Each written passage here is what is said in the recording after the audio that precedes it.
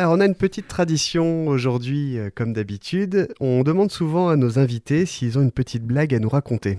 Est-ce qu'il y en a un de vous deux qui a une blague à vous raconter ? Je vous avais pas tenu au courant. Donc... Ah oui, mais c'est la surprise du jour. C'est la maîtresse qui demande à Toto et à l'ensemble de la classe s'ils connaissent des pannes. Oui. Alors, il y en a un élève qui lève la main et qui dit « Moi, je connais la panne d'électricité. » Oui, très bien. Un autre dit « Moi, je connais la panne de voiture. » Ah oui, ok, très bien. Et Toto lève la main et dit « Moi, je connais la panne de chien. » Ah bon, Toto ? La panne de chien, mais je vois pas. Si, en venant tout à l'heure à l'école, j'ai vu 2 chiens qui se remorquaient. Ah oui. Ça vaut, hein. Je la connaissais pas. Bienvenue dans Plein Phare, Tu me l'as retiré de la bouche. présenté par Clem, Nico et Flo. Vous pouvez le lécher avant de partir ? Un podcast pour mettre l'art en lumière. Quand est-ce que ça se finit quand il boire un verre de vin ? Vous aimez, c'est français. Alors, ça me fait penser, parce que vous êtes tous les deux amis d'un de mes amis aussi qui s'appelle Laurent Maréchal, opticien. Donc j'avais une blague là-dessus, j'y pense juste avant de vous présenter, mais c'est l'histoire de 2 amis qui discutent et il y en a un qui fait « Bon, on fait quoi cet après-midi ?» Et l'autre dit « je sais pas, on pourrait aller chez l'opticien ?» Et l'autre il lui répond « Mais après ?» « Après, on verra bien. » Ah bah oui. Ah oui, chouette. Bravo. Bon. Donc bonjour à tous. Bonjour à toutes et à tous. Avant de commencer les présentations, on a une triste nouvelle à vous annoncer. Ce soir, nous n'aurons pas Flo Flo a avec quitté nous. l'équipe, il a décidé de monter son propre podcast Avec les toilettes. qui s'appelle Passion Espace. Non, oui, comme disait Clémence, il est malade et on espère le retrouver au prochain podcast si la gastro ne l'emporte pas. Eh ben, Prends ce soin de sera toi. un bon rétablissement. Ouais, j'espère qu'il va pas trop en chier. Trop facile. Alors, Elle en est partie. mais toujours est-il que nous avons 2 fabuleux invités malgré tout qui eux sont venus malgré la tempête qu'il y avait dehors et malgré la maladie de leur conjoint aussi pour certains. Et notre première invitée est une artiste d'un art que nous n'avions pas encore reçu dans notre podcast. Un art qui nous concerne tous les 3, Clem, Flo et moi, mais qui concernera de moins en moins certains de nos fidèles auditeurs. Et je citerai personne ici et certainement pas Louison de Bourg-en-Bresse. Il s'agit de l'art capillaire, de la coiffure pour être exact. Notre invitée est tombée dedans quand elle était toute petite. Et à 10 ans, pour être tout à fait exact, elle l'a décidé. Plus tard, elle serait coiffeuse. Pour elle, le salon de coiffure, c'était un peu Disneyland. Elle trouvait que le lieu sentait bon, que les coiffeuses étaient toutes jolies, elle les admirait jouer du ciseau comme un sculpteur créerait une statue d'un bloc de granit.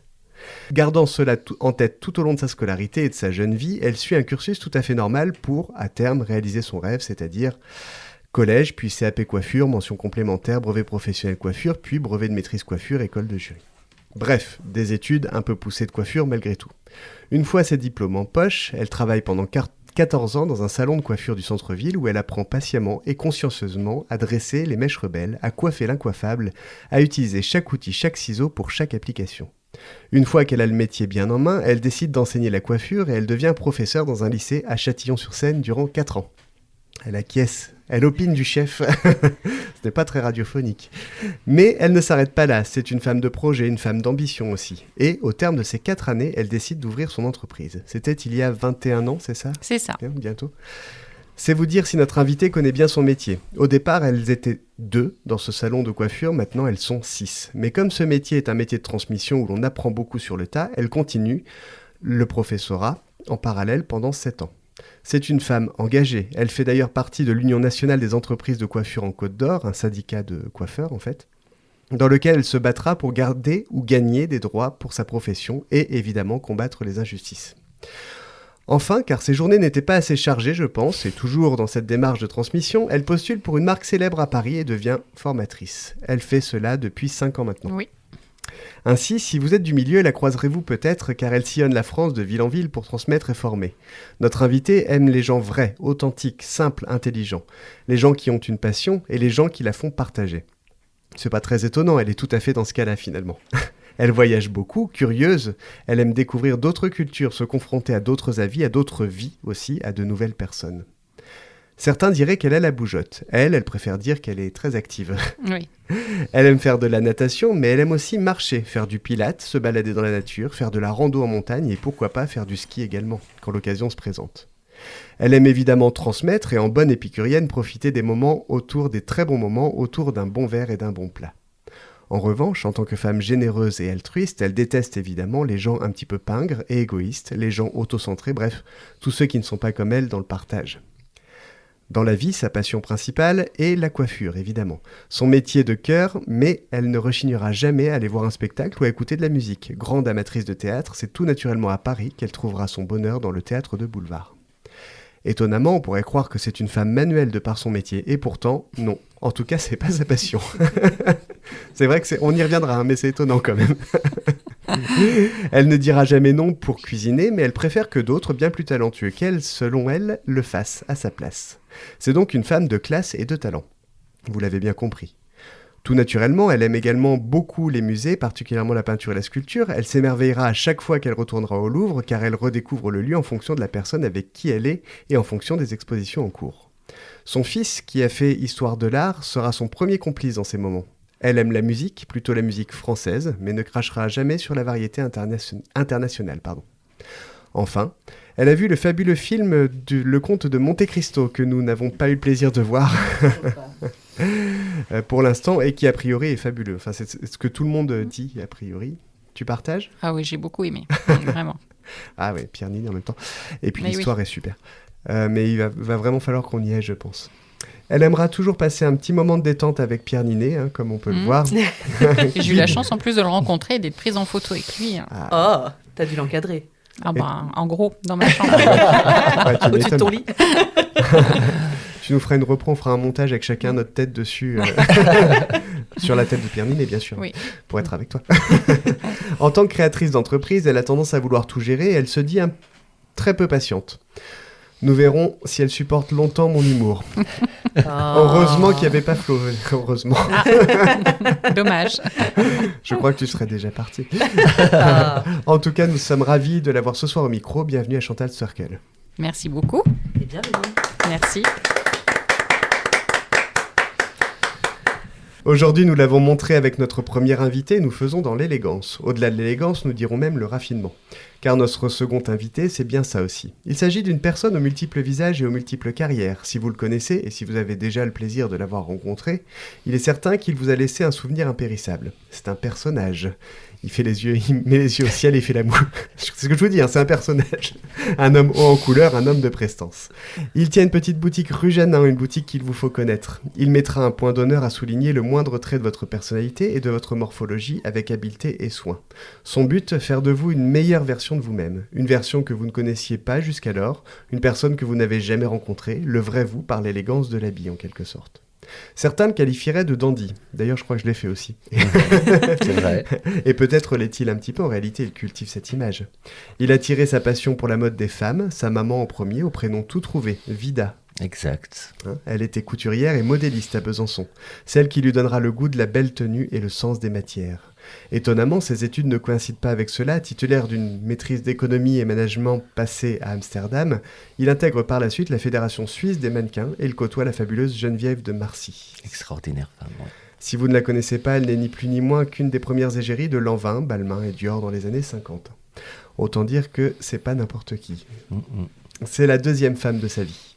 Elle le prend sous son aile et son physique un peu androgyne plaît à cette époque. Mais pour lui, le mannequinat, c'est pas trop être un objet en fait.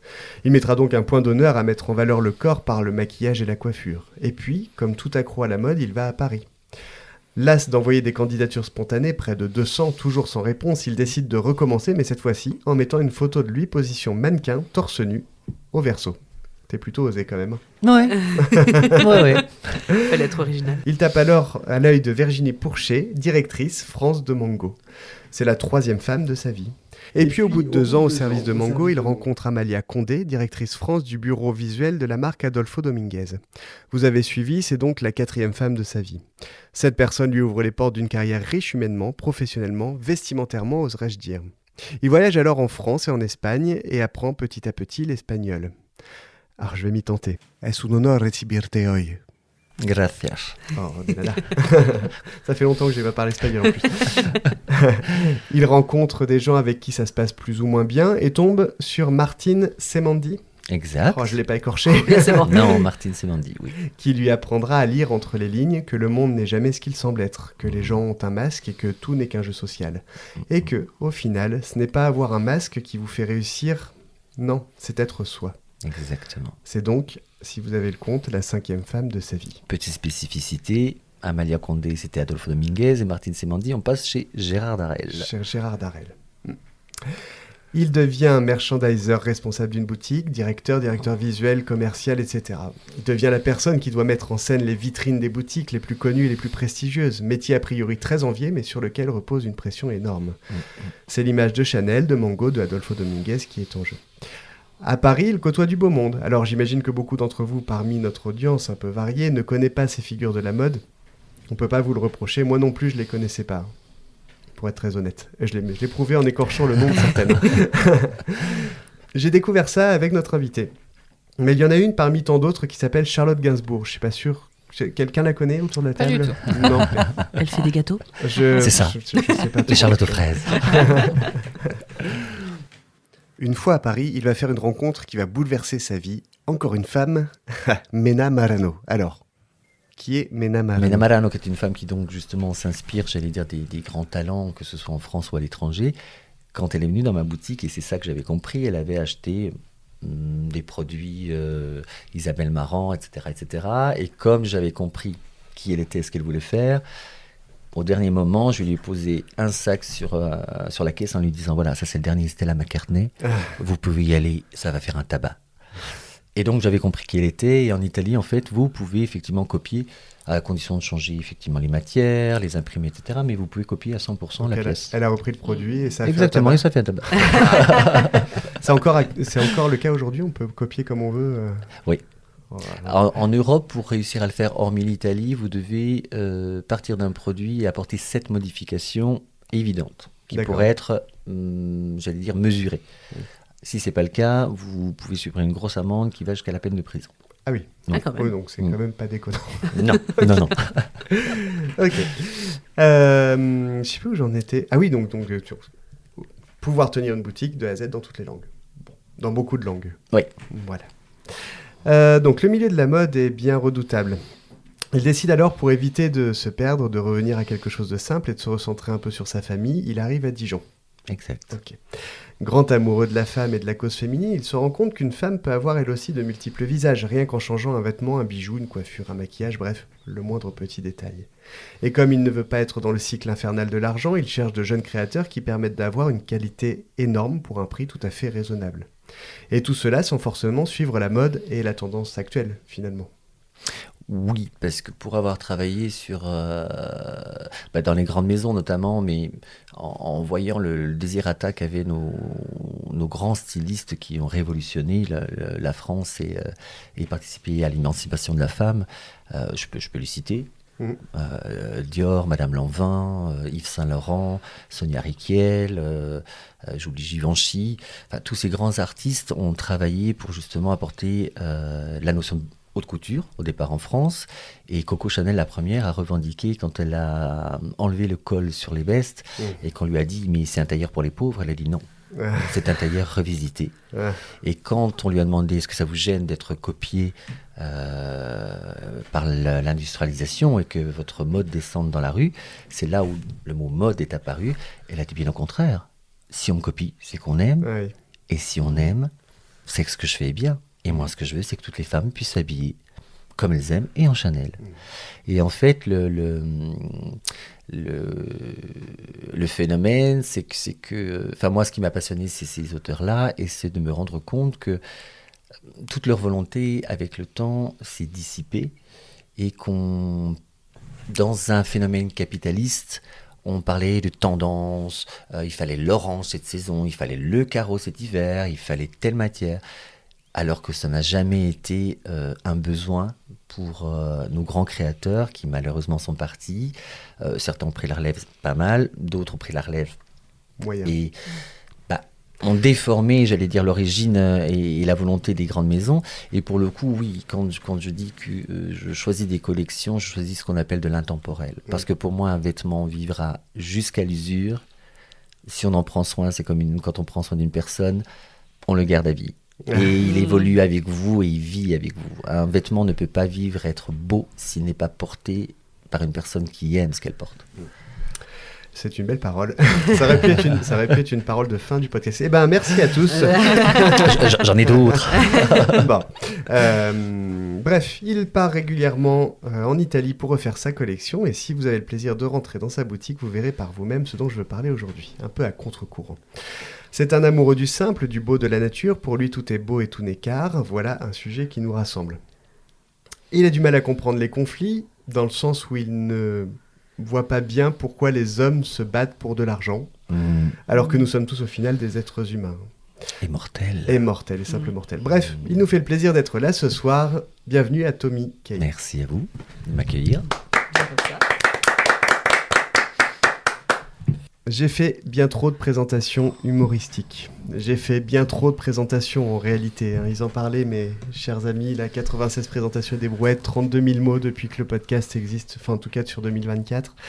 C'était beaucoup. Et on arrive à peu près plus d'un an plus tard, et peut-être que j'ai plus d'inspiration. Peut-être que je peux plus être drôle. Crois pas. Peut-être. Je n'y crois pas. Moi non plus. Non, peut-être que je peux plus être drôle. Alors je me suis dit en même temps, je suis entouré de gens de classe et de goût. Je vais peut-être essayer d'être un peu plus dans la classe et dans le goût.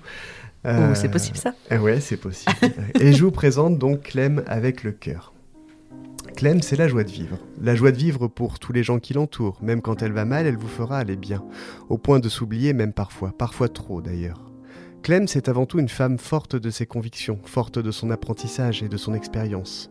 Il lui arrive de se tromper bien sûr, mais elle en tire toujours des leçons. Elle ne reproduira jamais les mêmes erreurs. Clem, c'est une force tranquille. Elle peut vous réconforter, mais elle peut aussi prendre la défense de ses proches de manière virulente. Clem, c'est une louve. Elle est là, à soigner, à protéger, à guider sa tribu. Clem n'est pas dans le « si j'avais su », Clem est dans le « si je pouvais être ». Elle fera tout pour le devenir.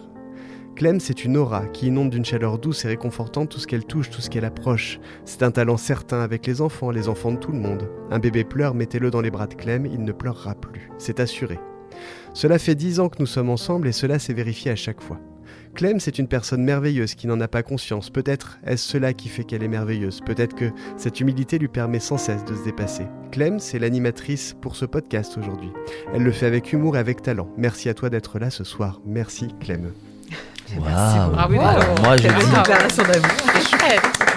moi, je dis que si l'humour est transposé dans cette belle poésie, bravo. Et j'avais une super présentation pour Flo, un peu dans le même goût, c'est dommage. du coup- Il n'est pas là, tant pis. Mais du coup, tant pis pour lui.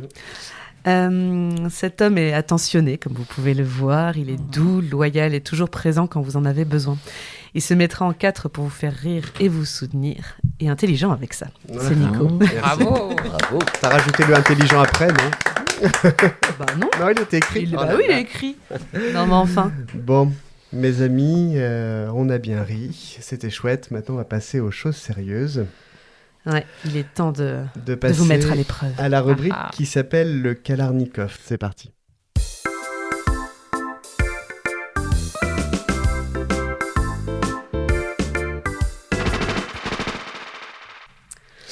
Alors, pour cette rubrique, je vais avoir besoin de vous, vu que je vais vous poser des questions. Donc, c'est des questions à double choix. Vous n'aurez pas d'autre choix que les deux que je vais vous proposer. C'est pas de « ah, je sais pas, les deux » ou aucun des deux. Enfin, voilà, Chantal, il faut choisir. Donne-moi la main, son regard me fait peur. Allez, J'ai les mains choisir. chaudes, t'as vu que tu as les mains froides. oui. Il faut choisir. Celui qui n'arrive pas à choisir est privé de gougère. Oh, Donc voilà, j'ai des questions pour vous deux. Bien sûr, ce ne sont pas les mêmes, Mhm. sinon ça serait pas drôle. Et donc pour ce faire, vu que la politesse voudrait que je commence par Chantal. La Eh je bien, te on l'ai va- dit, elle est cruelle. Eh ben, elle va commencer par Tommy. Eh bien non, je vais commencer par Chantal. Ah, bon, Oui. d'accord. Alors Chantal, est-ce que tu es prête ? Je suis prête. Ok, ça va bien se passer, t'inquiète pas. Je ne suis pas inquiète. Alors, on va commencer par enseigner ou exercer. Exercer. Ok. Natation sportive ou natation loisir. Sportive. Combattre l'égoïsme ou abolir la guerre. L'égoïsme. Jean-Louis Aubert ou Julien Doré. Julien Doré. Coiffure homme ou coiffure femme. Coiffure femme. Champagne ou vin. Champagne. Et clair de lune ou clair obscur. Clair de lune. Oui. Super, merci beaucoup. Alors, Mais tu t'en es très bien sorti, c'est Merci. top. Moi, j'applaudis. hein. quelques explications sur certains points. Mhm. Peut-être. Alors, enseigner ou exercer.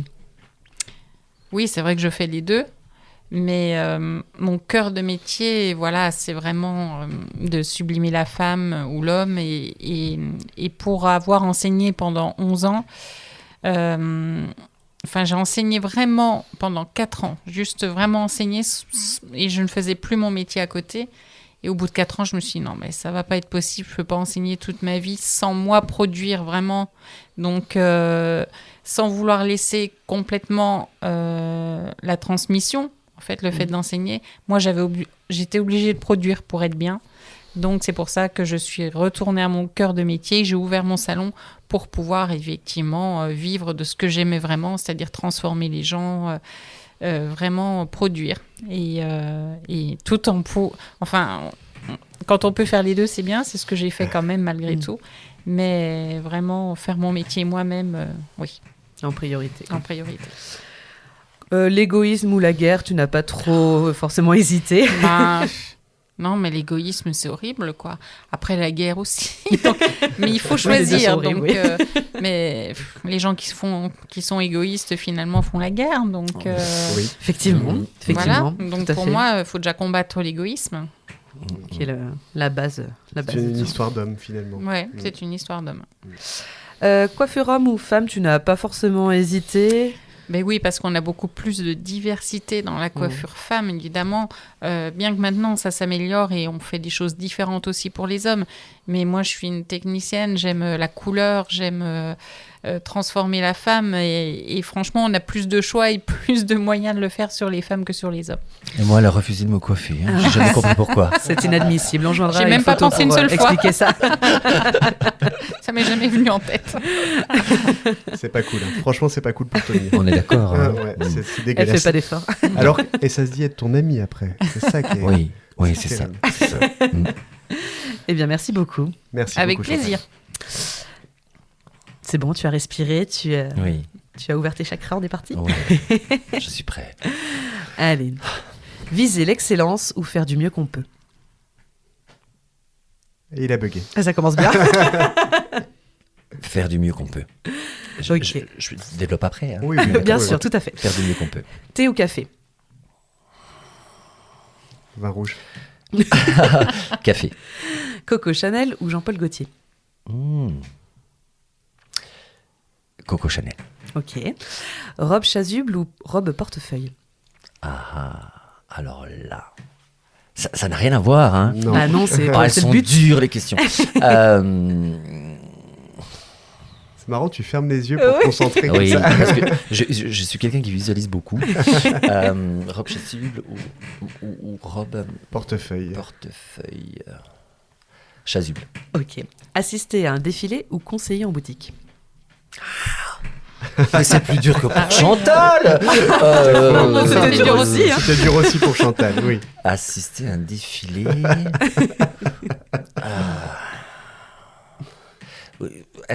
Assister à un défilé. J'ai oublié la suite d'ailleurs. Assister à un défilé. Ouais, ou- ok. Ou Non. conseiller en boutique? Non, conseiller en boutique. Ok. Ah oui. Musique classique ou musique actuelle? Ça va dépendre des moments, mais si je dois faire un choix, ce sera musique actuelle. Ok. Et le petit dernier, violent faisant ou brun chocolat? Violet faisant. Qu'est-ce que j'ai dit? Violent faisant. Pardon. Et mais quand j'ai dit qu'elle Je- me fait peur. Violent faisant. Pardon, Un j'ai faisant fait mais ultra vénère, quoi. Violet faisant ou brun chocolat? Violet faisant. Super, merci beaucoup. Tu t'en es bien sorti, tu vois. Oui, j'ai respiré. Clem avait lu des questions sur la violet faisan ou brun chocolat, c'est moi qui l'avais écrite, et du coup elle me dit violet faisan, ça existe ça J'ai découvert cette couleur. Alors, est-ce qu'on peut revenir sur donc viser l'excellence ou faire du mieux qu'on peut? Donc faire du mieux qu'on peut, tu as choisi. Oui, parce que je pars du principe que on observe le monde, le regarde tous les jours et on apprend tous les jours parce que tout évolue, tout est en mouvement et tout se meut. La faune, la flore, l'être humain. Et donc on ne peut pas viser l'excellence qui selon moi n'existe pas si avant tout on n'observe pas, on n'apprend pas et on ne cherche pas à faire au mieux chaque jour. Ok, super. J'aurais pas dit mieux. C'est encore une Non, c'est- phrase de fin, ça. Et Hein, c'est fou. Hein. philosophe en plus. Coco Chanel ou Jean-Paul Gaultier? Alors là, mon hésitation, c'était Coco Chanel, parce que j'aime le personnage, j'aime ce parcours de vie, notamment pour rejoindre un peu Chantal, qui, quand elle dit si elle a un choix entre homme et femme, elle préfère femme, parce qu'il y a plus de choses à apporter. Il faut savoir que Coco Chanel est quand même la première personne qui a eu l'audace de rentrer au café Flore, à Paris, qui était un endroit attribué aux hommes. Et quand elle est rentrée, alors qu'elle avait déjà créé son entreprise, on lui dit « Madame, nous n'acceptons pas les femmes. » Elle a dit « Bien sûr que si, je suis en tailleur pantalon, je vais m'asseoir, allumer ma cigarette et je veux un café. » Et c'est là que l'élément déclencheur a commencé par rapport à l'émancipation de la femme. Donc pourquoi elle? Parce qu'elle a apporté beaucoup et qu'elle a révolutionné l'image de la femme, qu'elle a participé à l'émancipation et qu'elle a voulu une haute couture qui descende dans la rue. Jean-Paul Gaultier a fait beaucoup d'autres choses d'un point de vue technique, structure vêtements, mais j'allais dire il a fait des choses architecturales comme Coco Chanel, sauf que Coco Chanel a été le point de démarrage. Et pour parler d'architecture, sa petite phrase que j'aime beaucoup, c'est la mode, c'est comme l'architecture, ça dépend des proportions. Voilà. C'est Un fou, sacré hein. personnage. C'est fou, on s'imagine pas qu'un... Enfin, nous qui sommes dans une génération actuelle comme ça, on s'imagine pas qu'un café puisse être interdit aux femmes, quoi. À l'époque, ça l'était. C'est fou. C'est-à-dire que c'est un peu comme ça reste vrai dans certains pays, vous avez les salons hommes, les salons femmes, et à l'époque, déjà une femme qui fumait, c'était quelque chose d'inadmissible, alors que l'homme, tout lui était permis, et une femme qui s'installait dans un contexte masculin, où on parlait de politique, de philosophie, etc., Elle n'avait pas sa place, quoi. la femme à l'époque n'avait même pas le droit à l'éducation. Bien sûr. Et parler de politique encore moins. Donc quand une femme franchit la porte d'un endroit où on parle de politique et s'affirme en disant mais si, je vais m'installer, c'est une révolution. Ça devait être terrible. Incroyable à voir, oui. Tu as eu beaucoup de mal sur robe chasuble ou robe portefeuille. Oui, parce que l'usage n'est pas du tout le même, ni même l'origine. Et pourquoi j'ai choisi robe chasuble, c'est parce que là aussi, ça a été un mouvement qui a permis en fait à toutes les femmes d'exister, puisque la robe chasuble avait pour but de mettre en valeur toutes les morphologies. Est-ce que tu peux décrire pour les gens qui sont pas venus Alors ce que c'est une qu'une robe chasuble, c'est une robe qui va être, elle peut se structurer de différentes façons. Sa forme originelle, on va dire qu'on va parler, a été lancée par Courrèges, en tout premier, enfin Courrèges l'a affirmé. Après Yves Saint Laurent et Dior l'avaient fait le travail, mais Courrèges l'avait affirmé en sachant qu'on parle d'une robe qui va partir de manière étroite en haut et qui va s'élargir, une forme trapèze. Et après les bretelles peuvent être différentes, en manchure américaine, bretelles fines, etc., etc. Mais la forme en fait permettait j'allais dire, c'était une révolution parce que ça permettait à toutes les femmes, quelle que soit leur morphologie, d'avoir cette petite robe qui va venir longer la silhouette, la mettre en valeur. Oui. Alors après, par contre, la chasuble est courte. À l'époque, quand elle a été lancée, elle était au-dessus du genou et mi-cuisse, puisque sinon, ça tassait la personne si c'était trop long. Et c'est toute la différence avec la robe, justement, portefeuille. Portefeuille, donc robe qui est plus longue et qui s'ouvre et qui se referme comme un portefeuille. C'est Exactement. C'est-à-dire qu'en fait, on va être sur, je vais pas dire le peignoir, hein, mais on va être sur un modèle qui n'est pas fermé par des boutons et qui sera ceinturé sur le côté, comme un trench coat, comme voilà, à la perméable. Et en fait, là, la complexité, c'est que ça ne va pas à tout le monde. Ah oui. Ouais. Parce qu'en fait, comme elles se croisent, elles se posent sur la taille, et donc ça va faire un joli décolleté si on a une belle poitrine, mais après, il faut quand même que la taille reste fine, parce que sinon, la morphologie est modifiée. D'accord. Voilà. Donc, chasuble. Au contraire de la robe chasuble. Exactement. Chasuble, c'est universel, ça va à tout le monde. Ok, super. Merci pour ces explications. Merci. Vu qu'on a commencé avec Chantal tout à l'heure, on va recommencer avec Chantal. Parce que j'allais dire, je vais boire un petit coup, hein, je vais salive. Alors, moi j'ai toute une liste de questions à te poser et Clem aussi. Et la première question que j'ai, c'est pour parler un peu d'art, c'est peut-on parler vraiment d'art capillaire ? Oui, bien sûr. Et pourquoi ? Explique-nous. Parce que le travail du cheveu, c'est quand même quelque chose on peut faire tellement de choses. Et puis, quand on parle de l'art, par exemple, les perruquiers dans le temps, quand on voit les films d'une certaine époque avec les perruques qu'ils faisaient, c'est extraordinaire, quoi, tout ça. Puis encore maintenant, hein, on fait de magnifiques perruques avec du cheveu. Et puis surtout, tous ces grands coiffeurs qui font des défilés de mode. Voilà, il y a, je pense particulièrement à Raphaël Perrier, qui est un coiffeur, un artiste en ce moment, qui est connu depuis des années, mais qui fait des shows extraordinaires avec un mélange de textures, avec le cheveu est vivant, on peut faire vraiment plein de choses. Et oui, c'est un art de savoir le travailler, de savoir...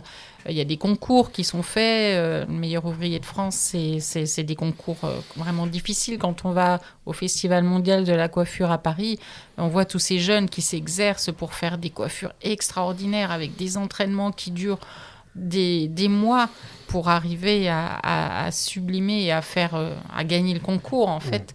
Et oui, franchement, là, on parle d'artistes. Vraiment, il y a plusieurs formes de coiffeurs. Il y a les coiffeurs plateaux qui sont aussi pour les émissions dans les backstage. J'ai demandé plateau, comment ça ? Mais oui, d'accord. Oui, okay, sur les plateaux télé. Plateau TV. Voilà, coiffeur plateau, oui, plateau télé, cinéma, quand on voit, justement, aller voir le Comte de Monte Cristo, quand vous allez voir le travail à la fois... des maquilleurs et des coiffeurs, c'est exceptionnel. Donc la coiffure ne s'arrête pas qu'à coiffer des clientes dans nos salons. Il y a un côté autre dimension que je n'ai jamais franchi. Je ne suis pas du tout par rapport à ça. Peut-être un jour. C'est pas mon truc.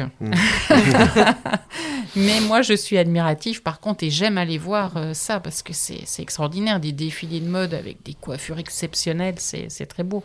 Puis oui, tous ces coiffeurs cinéma, qui coiffent pour le cinéma, qui font des choses extraordinaires. Donc c'est un art, vraiment un art. On ne peut pas être coiffeuse dans un salon et être artiste alors ?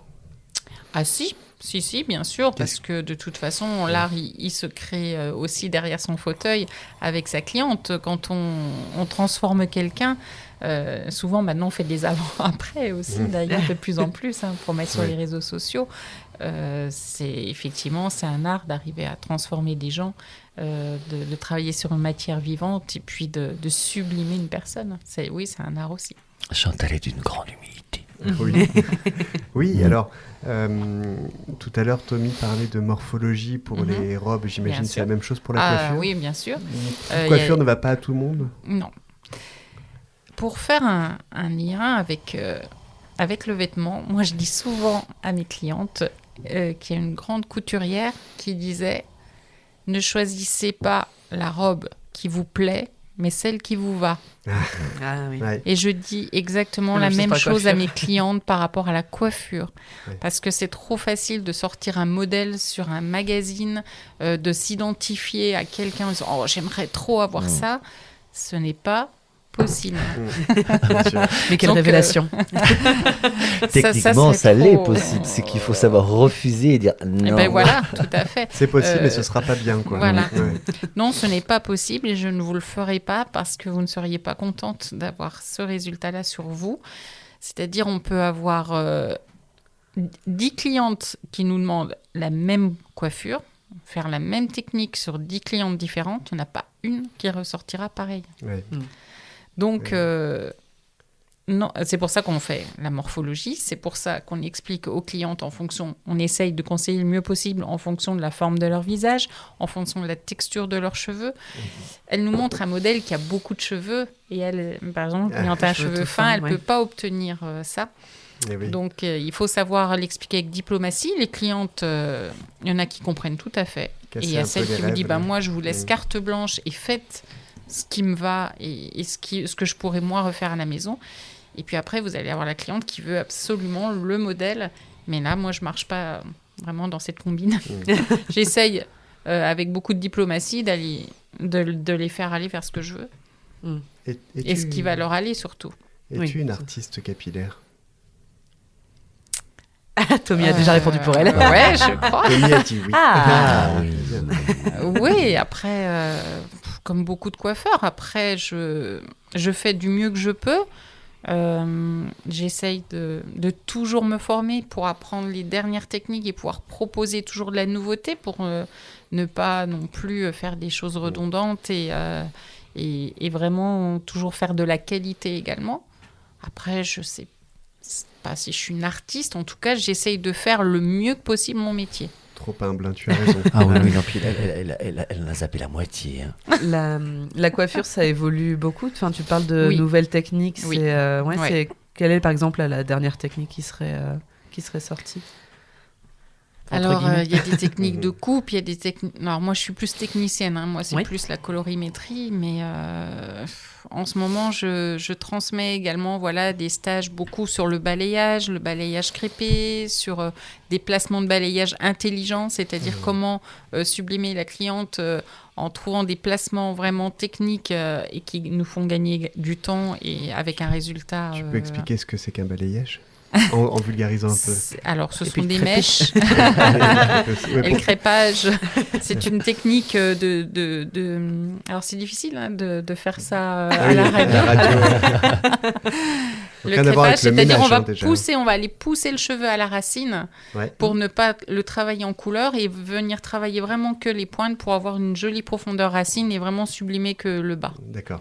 Voilà, Ok. en gros, c'est ça. Et tout ce qui est mèche, c'est tout ce qui est décoloration, éclaircissement ou pour apporter de la lumière dans une chevelure. D'accord. Est-ce que tu as une petite question pour Tommy avant que j'enchaîne? Parce que moi, j'en ai des tonnes. Il est pas prêt. Il va encore fermer les yeux pour se concentrer. Oui, c'est parti. On en a un peu parlé tout à l'heure là dans ta présentation avec Nico par rapport à la mode, l'argent. Voilà, l'univers de la mode est vraiment un univers sans pitié comme on peut le voir. La décadence côtoie voilà l'argent. Quelle est pour toi la vision de la mode?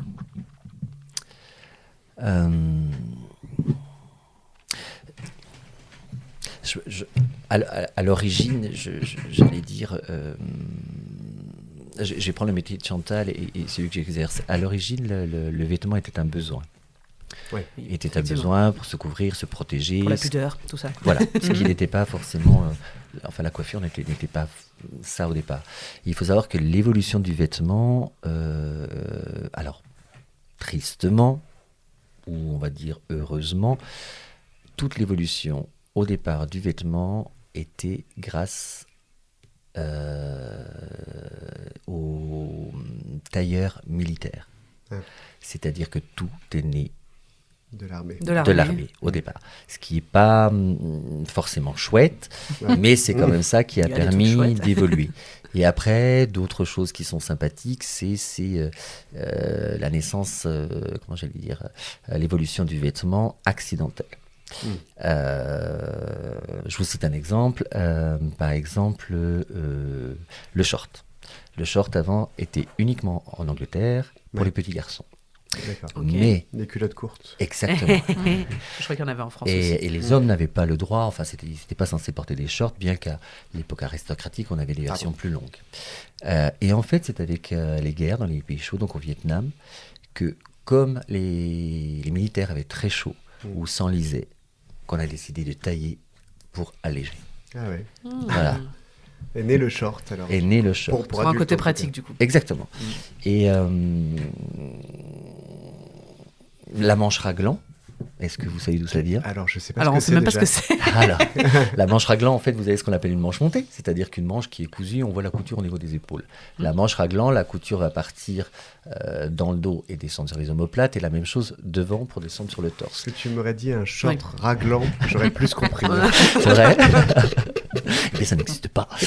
Et pour le coup, ça aussi, c'est assez sympathique. En fait, c'est le Lord Raglan, justement, qui a perdu un bras à l'armée et qui a demandé à son tailleur, décidément. parce que fan de chasse, de lui concevoir un vêtement où il pouvait retrouver une mobilité avec un seul bras et avec plus d'aisance. Et en fait, en traçant la manche en biais, ça lui permettait d'avoir une mobilité pour tenir son fusil avec une seule main, enfin un seul bras, parce que c'est ce qui lui restait, et de continuer à aller à la chasse. D'accord. Voilà. Excellent. Et C'est comme fou, ça. ça, C'est fou, il y a quoi. plein d'histoires, comme le petit gilet au cardigan, époque napoléonienne. Parce qu'en fait, ou même, napoléonienne, la Révolution. Parce qu'en fait, quand il faisait froid, quand on allait, les Vikings, etc., avaient leurs grosses fourrures, ça Ouais. pesait très lourd, avançait très peu. Et en fait, c'est à l'époque des guerres, donc napoléoniennes et autres, qu'on a décidé de raser la bête, de la tricoter pour faire les petits gilets au cardigan. Oh là Parce là. que c'était léger, ça tenait Plus chaud, léger, mais mais on ça n'avait faisait plus chaud. le poids de la Ouais. bête entière sur le dos. D'accord. Voilà. C'est vrai que Mm. dit comme ça paraît logique qu'il vaut mieux raser et tresser le poil plutôt que de mettre la peau, mais... On est d'accord. Bah, surtout C'est avec vrai. les os et tout, ça pèse lourd, quoi. Juste la Avoir peau, la bête Clem. sur toi, Calme-toi tout de suite, juste la peau.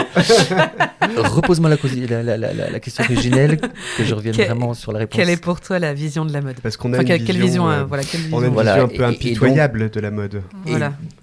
Alors, à mon sens, elle est impitoyable parce qu'on est dans une évolution sociale, politique, économique qui l'a portée dans ce sens-là.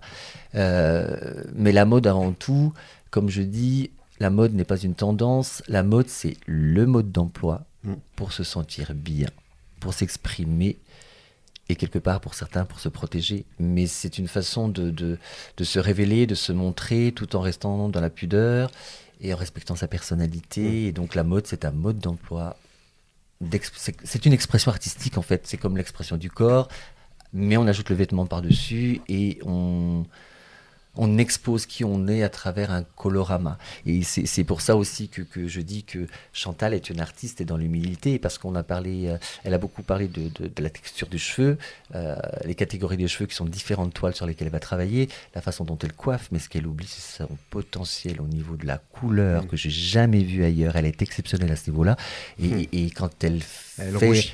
Quand elle, Pas du tout. quand je elle le sais. finalise un travail sur quelqu'un, et c'est pour ça d'ailleurs que je lui envoie à mes clientes, enfin qu'on travaille tous les deux maintenant, c'est que c'est un tableau à l'issue de tout ça, c'est un chef-d'œuvre qui sort, enfin, et tout en faisant comme moi, elle respecte les gens, c'est-à-dire qu'elle les apporte à aller vers le mieux, à souligner leur visage, comme un vêtement qui va épouser votre morphologie, la mettre en valeur, mais sans aller dans l'abus, et ça explose.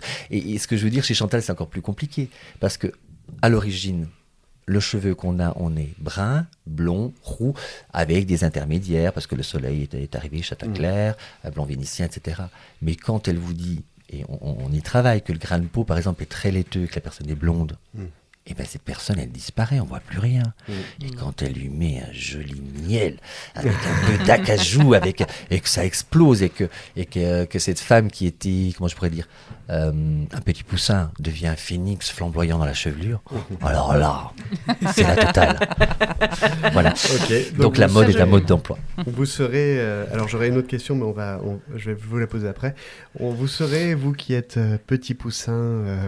il faut aller voir Chantal et Tommy pour devenir un phénix. renaissant et flamboyant. Oh là là, ça va faire la queue dans le salon. La Renaissance. On Effectivement, n'a pas oui. donné de nom pour l'instant. Alors, pour l'instant, les gens savent pas où ils doivent aller, mais ça va pas tarder.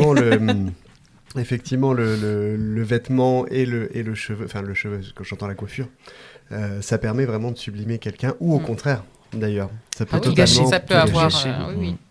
L'effet inverse, ouais. Alors, je vous propose, on va y revenir bien largement, je vous propose de passer à la première rubrique qui s'appelle la rubrique à Clem, la bien nommée. Alors, il y a une faute dans rubrique à Clem, c'est volontaire, ça sonnait mieux que la rubrique de Clem.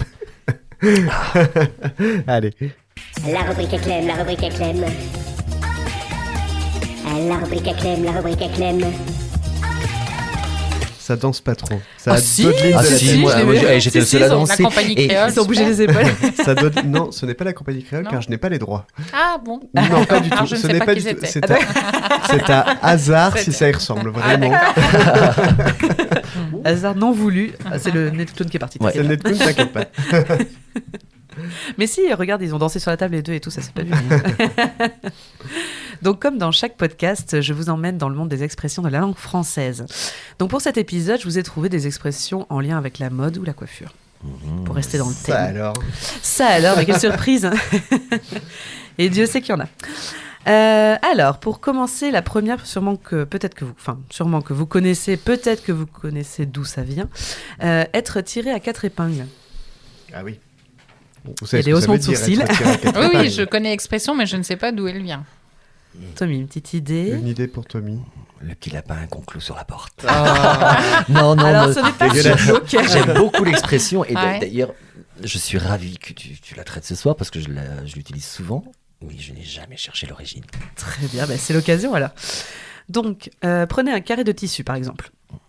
Si vous voulez qu'il soit bien tendu ou tiré, une fois posé sur une surface, il vous suffit de 4 épingles, une plantée à chaque coin finalement. oui. Donc voilà qui peut suffire à expliquer d'où vient l'image d'un vêtement bien en place ou sans pli, donc bien tendu sur quelqu'un. Cette expression est née à la fin du XVIIe siècle. Au siècle précédent, on disait déjà d'une personne qui avait des vêtements bien ajustés qu'elle était bien tirée. Donc pensez aux jambières ou bas de chausse, sorte de bas que les bourgeois ou les nobles portaient autrefois et qui devaient être bien tirés vers le haut pour faire un minimum de pli. Le 4 peut aussi être compris comme au maximum, donc des vêtements ajustés au mieux, tel qu'il est également utilisé dans des expressions comme monter des marches 4 à 4 ou se mettre en 4. Se plier en 4. en fait, on le oui. récupère. 4, d'accord. Voilà. Au XVIIe et XVIIIe siècle, cette expression désignait quelqu'un vêtu avec art, avec symétrie. Elle a pris depuis un sens un peu plus péjoratif en étant plus souvent appliquée à quelqu'un à la tenue un peu trop soignée. D'accord. Tiré à 4 épingles, oui. Mm. Un côté un peu coincé. C'est ça, Tout à tout fait. à fait. Pour la suivante, être sur son 31. Oui.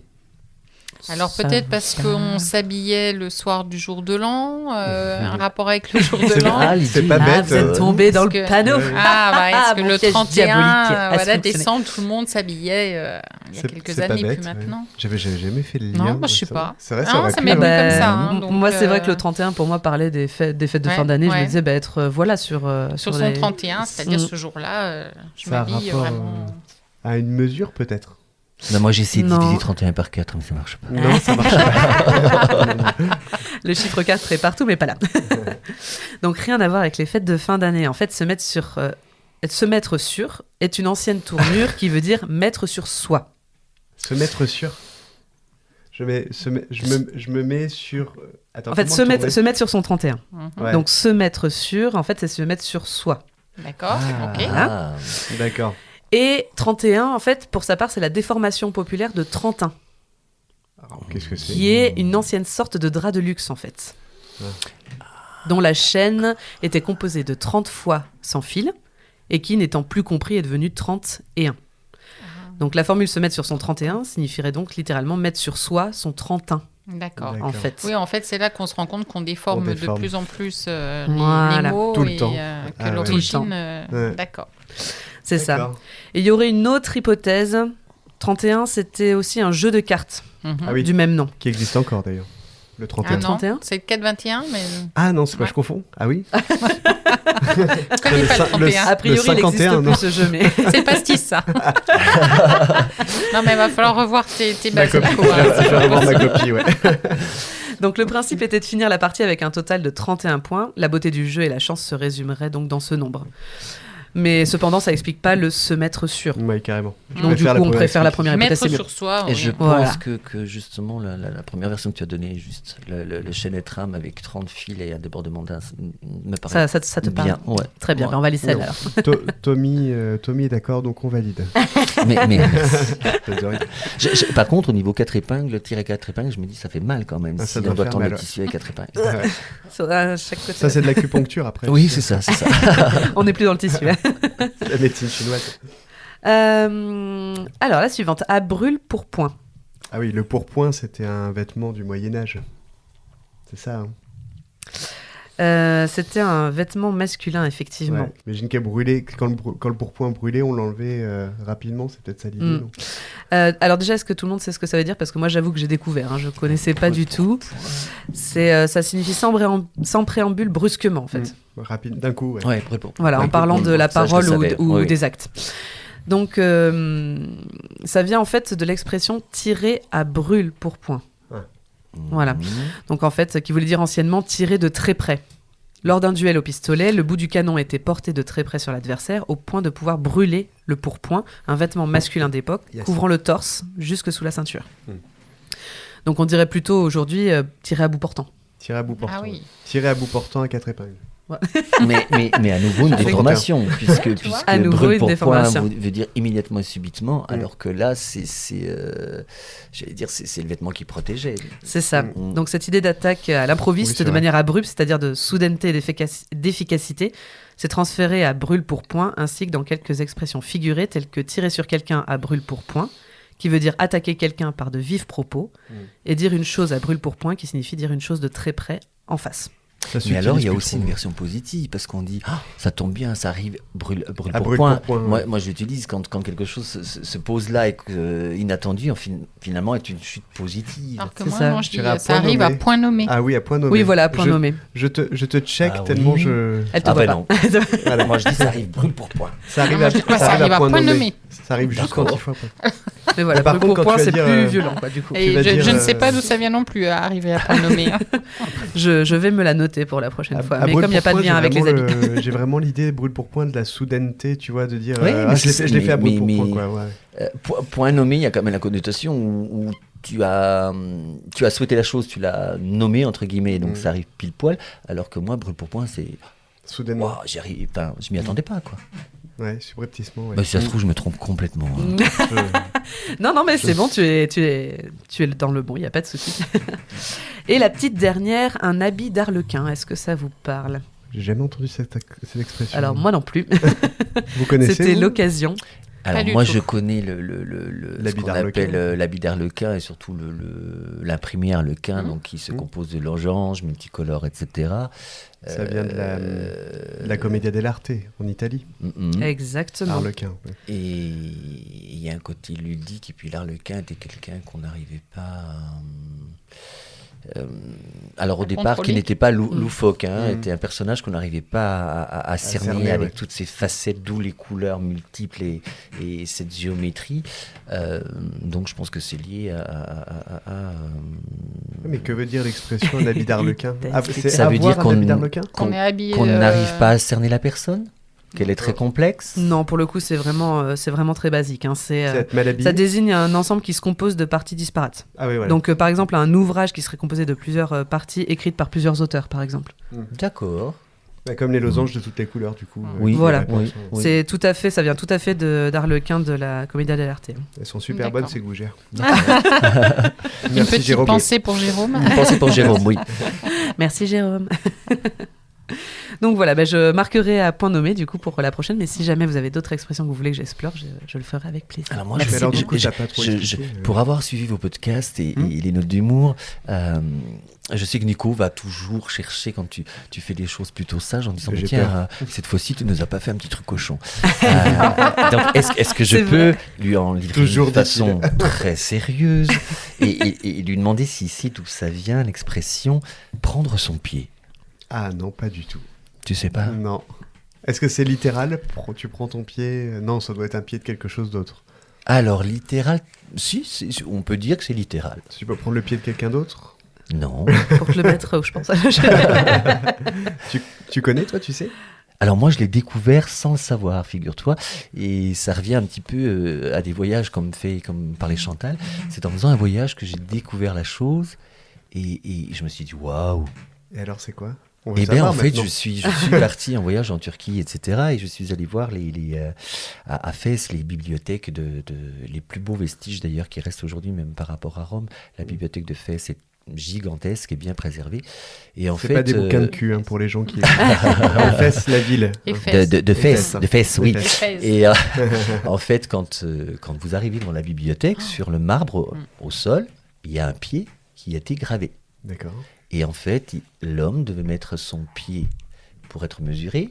Si c'était plus petit, il ne pouvait pas rentrer. Si c'était égal au plus grand, il y avait un petit trou à côté du pied où on mettait une pièce d'or. Il pouvait accéder à la bibliothèque. D'accord. Mais ce qu'il fallait savoir, c'est que quand ces hommes prétextaient, comme beaucoup encore, aller travailler, s'informer, s'instruire, c'est parce que dans les sous-sols de cette bibliothèque, Les il y avait prostituées. des prostituées. Bien sûr.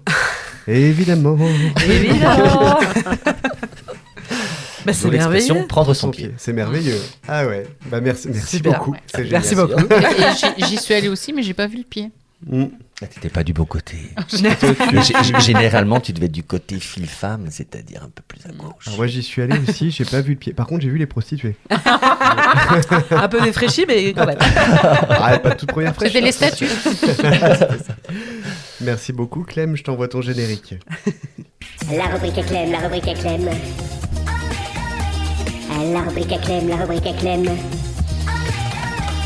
Donc je vous rappelle que nous sommes accompagnés de Chantal Chantal Storkel, oui. gérante du salon donc, de coiffure Roosevelt. Ah, ça y est, je l'ai dit. Ah mon Dieu, je l'ai dit. Ça y est, on est grillé. On est grillé, c'est On se fini. demande où il se situe ce salon de coiffure. Il se situe dans les quartiers de la Toison d'Or, avenue Franklin Roosevelt. Ah ça alors. Ah, mais ça alors. C'est fou, peut-être qu'il y a un lien avec le nom. Peut-être. Et de Tommy Kay, donc gérant de la boutique Emblème pour l'instant. Il va nous parler de tous ces projets. Qui se situe rue Janin. Exactement. Ouais, je le savais. Je suis une bille en rue de Dijon, je sais y aller mais je sais pas les noms alors. Et je crois que Chaudronnerie et Janin c'est pas loin de toute façon. Elles sont parallèles. Elles sont parallèles, ouais. C'est celle de l'autre côté là. Bah, c'est ça, un parallèle près, tu l'avais en fait. Bon alors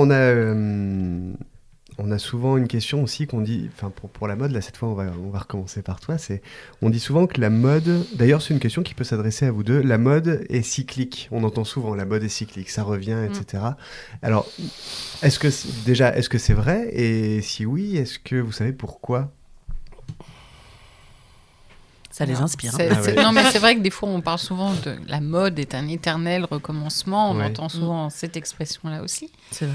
Tout le temps, oui, je pense qu'au bout d'un moment, on a fait le tour et on va rechercher ce qu'il y a eu pour le retransformer, l'améliorer. Mais on s'inspire souvent de ce qui a été fait des années avant, non? Enfin, en tout cas, au niveau de la coiffure, oui, c'est... Il y a une mode dans la coiffure, dans le sens où il y a des coiffures qui sont à la mode, des styles de coiffure qui sont à la mode chaque année. Alors, un peu moins maintenant, mais il y a eu, à l'époque de Brigitte Bardot, le chignon de Brigitte Bardot, toutes les femmes voulaient le chignon de Brigitte Bardot. Donc, il y a toujours eu une inspiration par rapport à des célébrités. Alors maintenant, si je reviens beaucoup plus près de nous, à la cérémonie d'ouverture des Jeux Olympiques, on a beaucoup parlé du carré Bob d'Angèle. Oui. Et il y a énormément de gens qui nous ont redemandé ce carré. Donc, il y a une influence, ça c'est sûr. Et oui, après, il y a un éternel recommencement parce qu'à une époque, voilà, c'était la mode. Mais les gens suivaient peut-être plus la tendance il y a quelques années en arrière. Maintenant, les gens font quand même plus... Comme ils veulent. Plus comme ils veulent, mais il y a quand même toujours un peu des inspirations d'artistes ou chez les hommes ou chez les gamins, les coupes de footballeurs.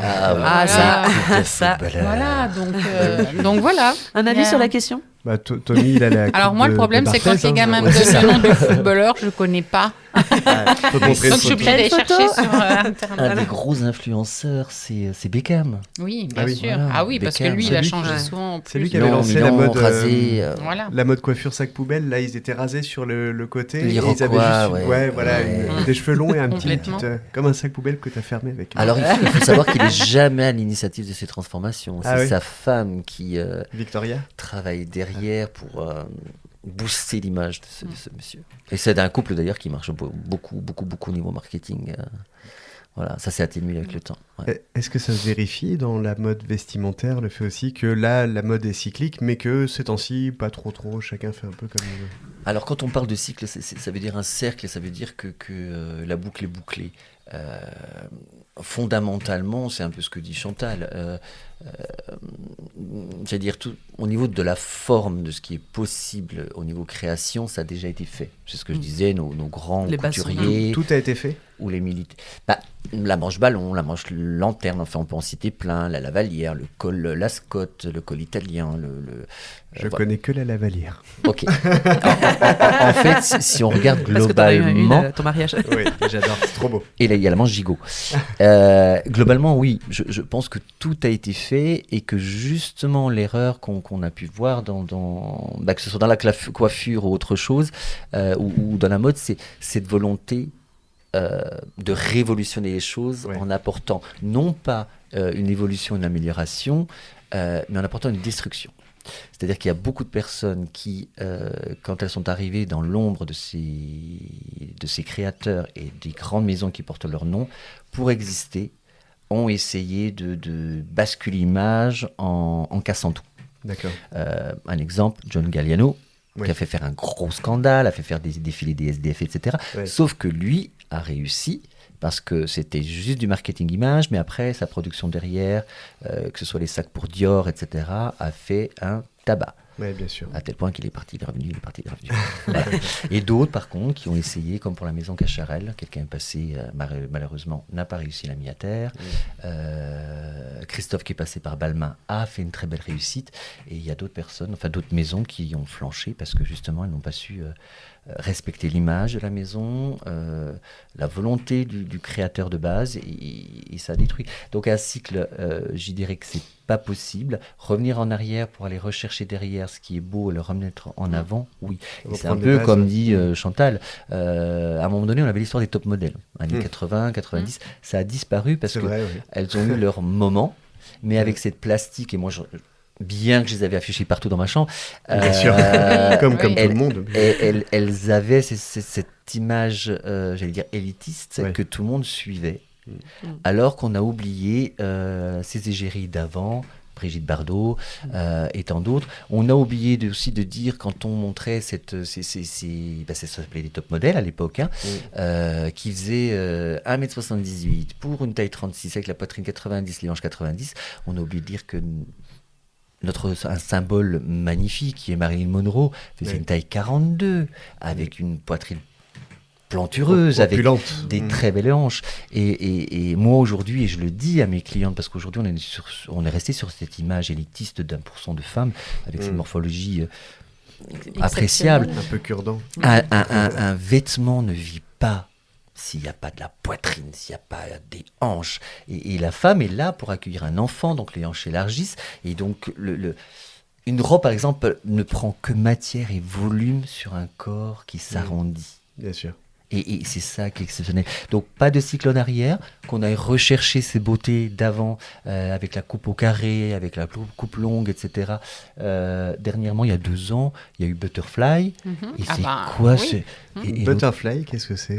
C'est la coupe papillon, butterfly, Ouais, mais c'est-à-dire je vois toute dégradée comme ça, un peu à la Si. facette major. Oui, c'est elle Des qui avait années, lancé le c'est elle truc. qui avait lancé le truc. Ouais. À D'accord. l'époque, tu sais qui c'est? Les Non. drôles de dames. Les 3 drôles de dames, Ah, la oui. blonde Enfin, qui avait cette la blonde magnifique. ondulation. Farah Oui, le Fawcett, truc ouais. qui descendait comme Oui. ça. Ah oui. Exactement. Ah, Farah. Les brushing un peu à la Dallas aussi. Voilà. Hein, Voilà. Vraiment Je crois que c'était très Farah- dégradé. Farah Fawcett. C'était Farah Farah Fawcett. Fawcett, Fawcett ou Fawcett, Fawcett Fawcett, Alors c'est major. écrit F-A-W-C-E-T-T. Ah oui, donc Nous Fawcett. on aurait tendance à dire Fawcett, les Ouais. Anglais, je crois. Ah oui, ça oui, peut mais différemment. j'avais pas la tête du. Donc c'était une des drôles de dames. Ouais. Mm. Bah, elle a joué dans Les Drôles de Dames, pas très longtemps, mais elle a Ah fait ben ça a partie des Drôles de Dames. été la Ça a jolie été blonde. La jolie blonde des Drôles de Mm. Dames. C'est pas Sheila aussi qui avait un truc comme ça qui remontait.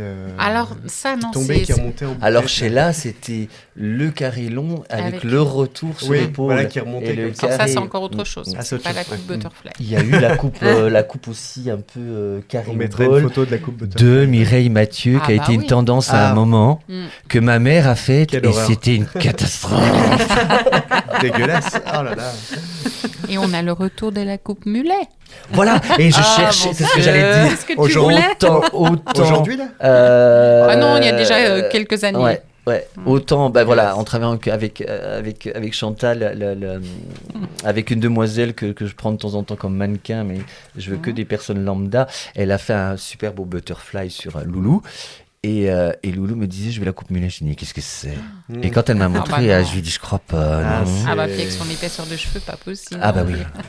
C'est dégueulasse. Tant mieux, Non, du ça, coup. c'est Tant vraiment- mieux du coup. Ça, c'est vraiment. Pour moi, la coupe Vous voyez ce mulet, que c'est, vous, que la coupe mulet? Ah Ah oui. oui, oui, oui. Ah oui, ça on Oui. connaît. par Malheureusement, contre, oui. ça fait très beauf. Hein, pour moi, ça fait redneck. Les Américains de la Virginie profonde. C'est non, mais bon, après, je ne critique pas ceux qui ont la coupe mulet, mais peut-être qu'ils ont une place toute particulière en enfer. Et, Sans doute. non, C'est mais la peine après, extrême. après, ils font ce qu'ils. Non, mais moi, j'ai rien contre les gens qui aiment le tuning et le merguez chaud. Enfin, c'est pas un problème avec ça. J'ai une autre question sur la mode en elle-même qui vous regroupe aussi tous les deux, ça, puisque vous êtes tous les deux dans l'univers de la mode. Aujourd'hui, tu disais donc la mode comme un mode d'emploi, mais aujourd'hui, la mode, et même de manière générale, la mode, ça a souvent été considéré plutôt comme une injonction de faire, de suivre une mode, tout le temps on en parle. Qu'est-ce que vous en pensez de ça ? Vous qui êtes un peu à contre-courant, justement, de ça. Il se retourne vers Chantal. C'est vrai que la mode, par exemple, si on prend l'exemple des adolescentes, il faut qu'elles soient toutes pareilles. Oui. C'est-à-dire, elles ont toutes l'arrêt au milieu, les cheveux longs, D'accord. et basta. Uniformisé. Voilà, uniformisé. Alors, il y en a une qui va venir un jour dans un salon de coiffure faire un petit dégradé sur le bas. Du coup, hop, le lendemain, on va en voir arriver plusieurs qui vont demander la même chose. Mais oui, il y a un peu une uniformité quand même. Il y a le fait à la fois de se fondre dans la masse pour ne pas... Parce que moi, je rêverais de coiffer des ados qui me demandent des coupes carrées, des coupes courtes. Alors, ça arrive une fois de temps en temps. On en a une qui se distingue des autres et qui va effectivement demander quelque chose par rapport à son caractère et tout pour se démarquer. Mais la plupart du temps, elles veulent se fondre dans la masse et... Elles veulent toutes se ressembler. C'est un peu dommage. C'est plus aussi clivant qu'avant. Enfin, je sais pas, moi, quand j'étais ado, j'avais l'impression qu'il y en avait qui avaient des styles différents, punk, gothique, etc. Ouais, complètement. Rock. Ouais, c'est vrai. Et là, ça n'existe plus trop.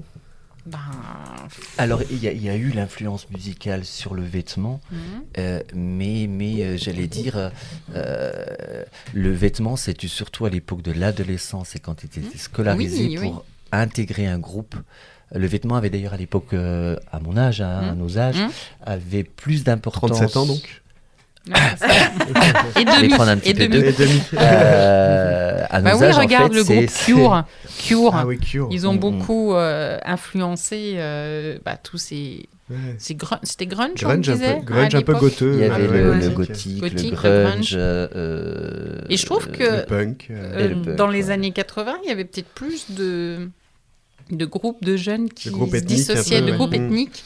Alors que maintenant, je le vois moins. Alors, est-ce que... Dans les années 80, moi, je suis resté sur cette notion, alors peut-être par rapport à l'école que je fréquentais, mais non, parce que maman était couturière. En fait, moi qui essayais de déroger aux règles de là où du collège où j'allais, en fait, il fallait, je ne vais pas citer les marques, mais il fallait la doudoune de telle marque, les chaussures de telle marque, etc. Et le vêtement avait vachement d'importance. Chevignon, je crois, les doudounes. Exactement, je ne vais pas le citer. Ouais. Oh, tu peux. Chevignon.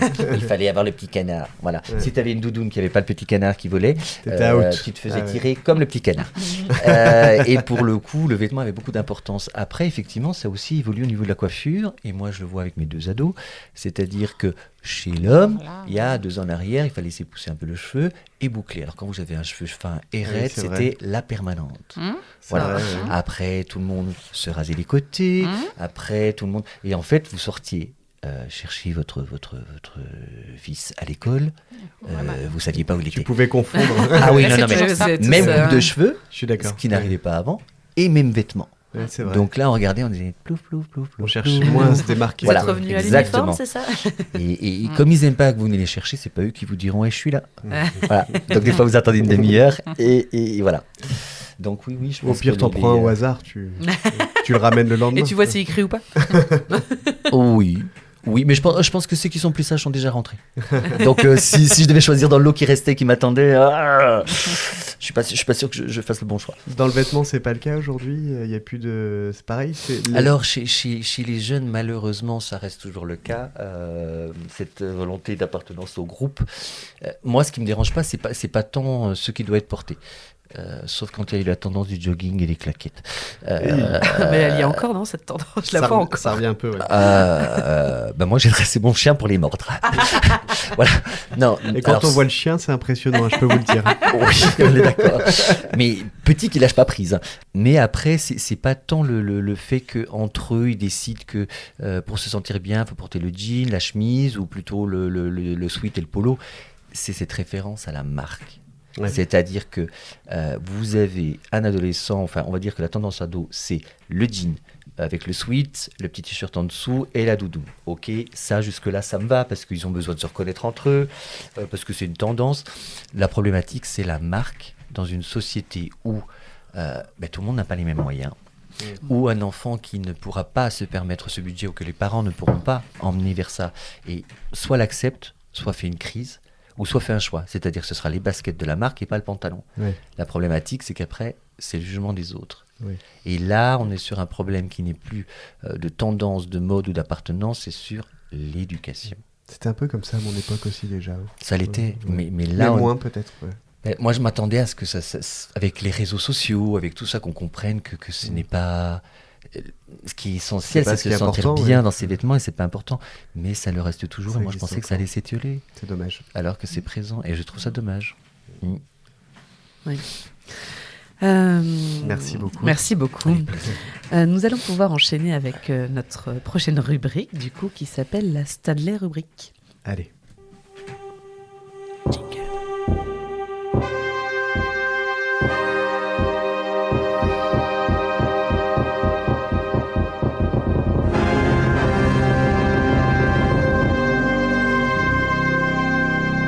La Stanley rubrique. Non, ce n'est pas 2001 l'Odyssée de l'espace, au cas où tu voudrais le dire, parce que nous n'avons pas non plus les droits. Pas du tout, pas du tout. Je te vois dans tes yeux, Chantal, que tu es en train de te dire que tous les jingles ici sont pompés. Pas du tout. Oui. Ils sont Vous m'avez dit que vous étiez musicien, donc je suppose que c'est vous qui avez composé ces jingles. Tout à fait. Aucunement s'en inspirer. Ok. Mais Coco Chanel aurait été contente parce que... On Il y a s'inspire beaucoup. Captain America aussi qui compose la musique. Juste là. Ouais. Ça, c'est une œuvre originale de deux artistes, Flo, qui n'est pas là aujourd'hui, qui a D'accord. fait qui a peint la peinture, qui a décapé et qui a peint la guitare, et de Olivier Casanova, Solenza Création, qui fait des lampes à partir d'objets détournés. Voilà. Et donc cette guitare, ils me l'ont offerte, et à la base, cette guitare m'appartenait. Je leur ai dit, prenez, faites-en ce que vous voulez, et en fait, ils me l'ont offerte. Bah, c'est chouette. Chouette. Et c'est génial, voilà. C'est ça aussi, plein phare, c'est du partage comme ça. Alors, non, je n'ai pas pompé cette rubrique sur les grosses têtes non plus, Chantal. Ah. C'est moi qui ai trouvé tout seul d'abord. Alors, je vais avoir un peu besoin de vous. Est-ce que vous connaissez Rouen ? C'est une De ville. nom, c'est une ville. Oui. Au moins deux noms. Bon, c'est la fameuse capitale de la Normandie, grande ville portuaire sur la Seine et importante cité au temps des Romains et au Moyen-Âge. Alors Rouen, c'est une ville fabuleuse pour son architecture, il faudra y aller si vous n'y êtes pas allé. Elle possède des églises gothiques comme Saint-Maclou, évidemment, et, et Saint-Ouen. Le temps d'un week-end, Flo, il aurait rigolé à ça. Ouais, Voilà. oui. J'ai souri, pardon, c'était pas radiophonique. Le temps d'un week-end, il me manque. Le temps d'un week-end, donc, je vais finir cette phrase, vous pouvez voyager dans ces ruelles pavées dotées de maisons médiévales et à colombage, et si vous regardez au loin, vous verrez les flèches de la cathédrale Notre-Dame de Rouen. Grande inspiration du regretté Claude Monet, que vous connaissez Oui. aussi certainement. Mhm. Mais alors, connaissez-vous la particularité du gros horloge de Rouen ? J'ai bien dit du Alors. gros horloge de Rouen. Oui, parce que c'est féminin. Alors, C'est une horloge. je t'expliquerai Une horloge, peut-être. un horloge. Alors ça, c'est une subtilité de la langue française. Horloge, quand il est au singulier, tu dis gros horloge, un gros horloge. Donc si c'est une petite horloge, c'est féminin. C'est ça. Ah, c'est bizarre. C'est une La langue petite française- horloge la langue et un française, c'est gros bizarre. horloge. Et un c'est ça gros horloge, c'est exactement D'accord. ça. C'est la langue française. Mais je vous l'expliquerai Ok. un petit peu plus en détail là-dessus. Donc, le gros horloge. Oui. Donc le gros horloge de Rouen, c'est quoi sa particularité ? il est dans l'église, du coup. Il n'est pas dans l'église. Ah. Vous pouvez me poser toutes les questions que vous voulez, au contraire. Il on va- répond que par oui ou par non. Pas forcément, mais je vous aiderai. Est-ce qu'il... Il- Ah, Est-ce qu'il vas-y, a deux aiguilles ou pas? Non, Ah, c'est bien ça. Elle l'a eu directement. Alors, c'est... Il a qu'une aiguille. alors oui, alors bon...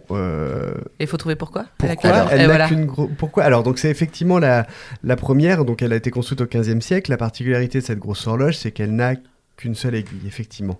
Je vous montrerai des photos tout à l'heure, mais alors là, la deuxième question que j'ai, c'est ce qu'on disait, c'est, à votre avis, pourquoi elle n'a qu'une aiguille alors ? Est-ce que c'est parce qu'on part de l'origine des horloges solaires Non. qui n'avaient à la Qui a base... qu'une seule qu'une aiguille, seule forcément. Oui, Oui. effectivement. Non, c'est pas inspiré de ça. Est-ce que l'aiguille est en mouvement? L'aiguille est en mouvement, oui, oui. Ok. Elle indique... Est-ce qu'on a perdu la petite aiguille? non, Alors, on a perdu la petite ou la grosse? Ou la on n'a grosse? pas perdu la grosse non plus. Il y a toujours les chiffres? Il y a toujours les chiffres, ouais. Ok. Donc elle ne marque que l'heure, mais ni les minutes ni les secondes. C'est ça, tout à fait. D'accord. Ok. Que Pourquoi l'heure.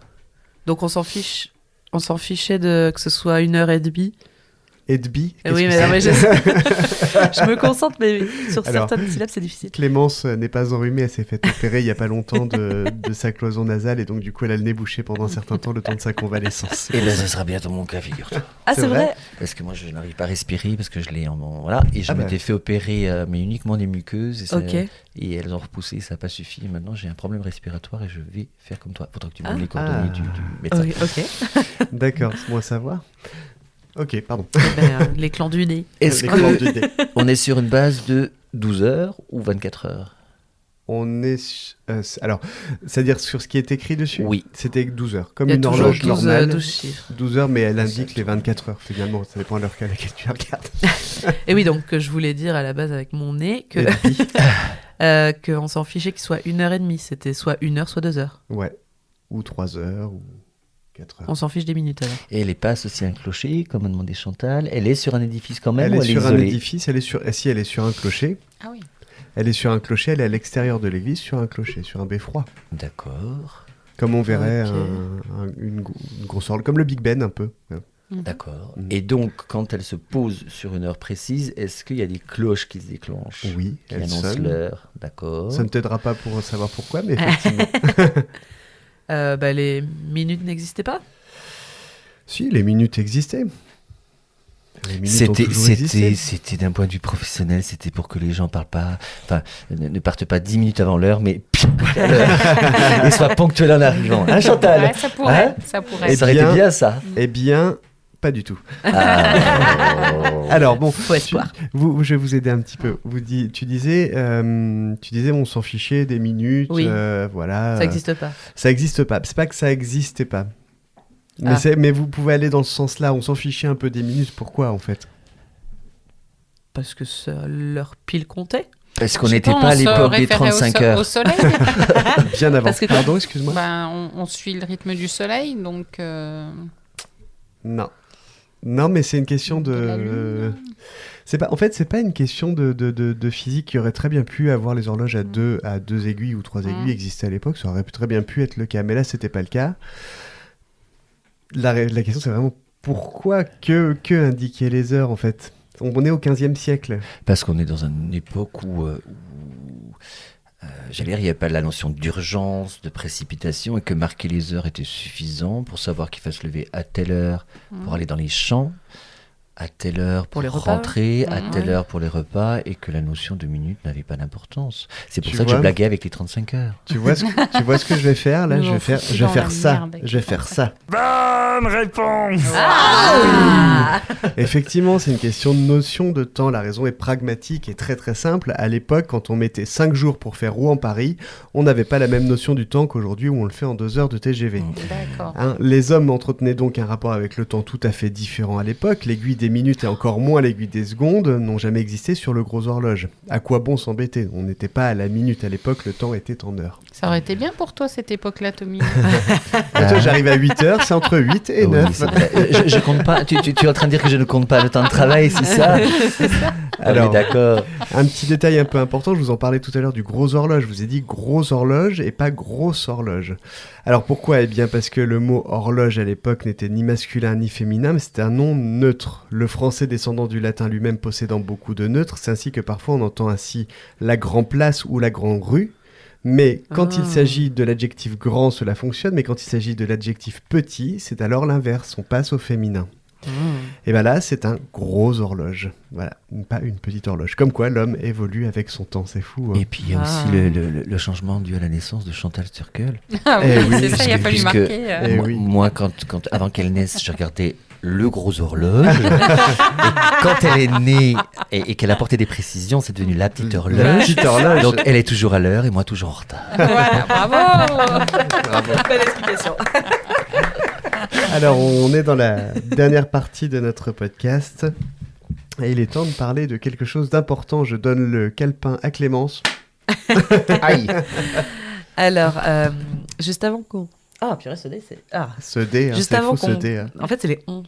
Juste avant Juste qu'on... avant qu'on... Comment ça Ou alors, si tu veux, tu dis juste avant, je dis con. Vas-y. Juste avant. Con. Attends, on la refait. Mais à qui il parle Juste avant. Con. Face à cet épisode, on a Toi-même. parlé Yes. Quelle belle équipe. On a parlé d'un superbe projet que vous êtes en train de construire, enfin particulièrement Tommy, et qui va être rejoint du coup par Chantal. Est-ce que tu peux nous raconter un peu ? Nous en parler. Est-ce que tu vas déménager vers rue Janin alors ? Oui. Conçu par moi, l'origine, c'est toujours cette notion que je disais avant, quand je vous ai parlé des femmes que j'ai pu connaître. Rien ne se construit jamais tout seul. On dit que pour construire un empire, il faut être plusieurs, et par contre, pour détruire, c'est ça qui est dramatique, On va être tout seul. il suffit d'un seul homme ou d'une seule femme. Et en fait, toute réalisation que j'ai pu, tous mes rêves, tout ce que j'ai eu envie de faire est toujours né de l'envie de partager avec quelqu'un, de l'envie d'apprendre avec quelqu'un, d'un partage, dans un sens comme dans l'autre. Et donc à l'origine, si j'avais envie de ce projet, c'est parce que depuis que je me suis installé sur Dijon, j'ai rencontré plein de personnes. On balaye de temps en temps dans sa porte, mais après il y a des gens qui résistent, qui sont là parce qu'ils sont beaux, parce qu'ils sont entiers, parce qu'ils sont... on se retrouve on se retrouve en eux d'une façon ou d'une autre, on se ressemble, on s'assemble, on s'unit, et quand on voit qu'on arrive ensemble à construire des choses extraordinaires, on se dit partageons tout ça. Et donc de là naît l'envie déjà parce qu'on travaille tous beaucoup, de se voir plus, et le seul moyen de se voir plus, c'est de travailler ensemble. Ça, c'est un vieux prétexte. Ou de faire des podcasts le soir. Ou faire des podcasts le soir. Ouais. Et en fait, voilà, et après, quand vous avez, j'allais dire, le monde est une grande toile, et quand vous avez une personne qui sait peindre, l'autre qui sait dessiner, l'autre qui sait graver, sculpter, etc., vous arrivez à faire des belles choses en vous mettant tous ensemble, et c'est ce que je voudrais que le monde, j'en ai parlé, réussisse à faire. Et comme disait, les conflits, l'égoïsme est la première chose qui crée les conflits, mais quand on arrive à tous s'unifier et mettre en avant notre savoir-faire, on fait des choses exceptionnelles, et pour ça il faut tous les outils du monde. Et alors c'est ce que tu vas faire du coup ? Et Parce c'est ce tu que nous as je pas parlé vais de ton projet. je vais faire. Alors, je vais tease. déménager pour aller vers un autre espace qui sera beaucoup plus grand, avec des cellules qui ne seront pas fermées, puisque justement c'est s'ouvrir aux autres. Et en fait, je pars donc de la rue Janin pour gagner. C'est quand qu'elle sort l'émission ? Le 30 juin. Alors pour gagner, pour gagner le 36 rue des Forges, dans un contexte un peu comme le vôtre, c'est-à-dire intimiste, ce ne sera pas au rez-de-chaussée, ce ne sera pas avec des vitrines, il faudra monter le premier étage pour gagner un espace de 152 mètres carrés qui sera décomposé en cellules ouvertes, où on trouvera de quoi faire plaisir aux hommes, aux femmes, dans l'habillement, dans l'accessoire, dans la coiffure, grâce à Chantal. Ce qui change d'aujourd'hui, ou tu ne traites que les femmes aujourd'hui ? Alors, je traite que les femmes aujourd'hui, parce qu'à l'époque, quand je me suis installé, j'ai fait hommes et femmes. Sauf que c'était peut-être un peu trop tôt, l'homme était moins réceptif, alors qu'aujourd'hui, il est demandeur à s'exprimer. Ah oui, complètement. Voilà. Avant, il a besoin de la chemise bleue parce qu'il travaillait, ou c'est la rayure, ou le costume gris, etc. Aujourd'hui, il demande à s'exprimer, et c'est normal parce que la femme est devenue omniprésente et très puissante, et je la félicite. Nous avons des femmes présidentes à travers le monde, ou des reines, et pour le coup, l'homme se sent un peu dans l'ombre. Là, il a besoin de reprendre sa place, sa masculinité, s'affirmer. Je plaisante, mais non, il y a un vrai changement qui... Il ne plaisante pas. Non, c'est vrai, je ne plaisante pas. Et à l'époque, c'était vrai, hein, il y avait les femmes dans l'ombre. Voilà, Balzac le disait, on connaît Jackie Kennedy, on connaît d'autres femmes. Et pour le coup, aujourd'hui, oui, la demande de l'homme est à nouveau présente. Donc j'ai envie de faire plaisir aux deux. Chantal est capable de faire plaisir aux deux. Et il y aura donc du parfum pour voilà. Donc on va faire travailler tous les sens. Tu pourras venir et faire tout le processus et sortir comme vraiment un nouvel homme ou une nouvelle femme avec une nouvelle coiffure, une nouvelle tenue, etc.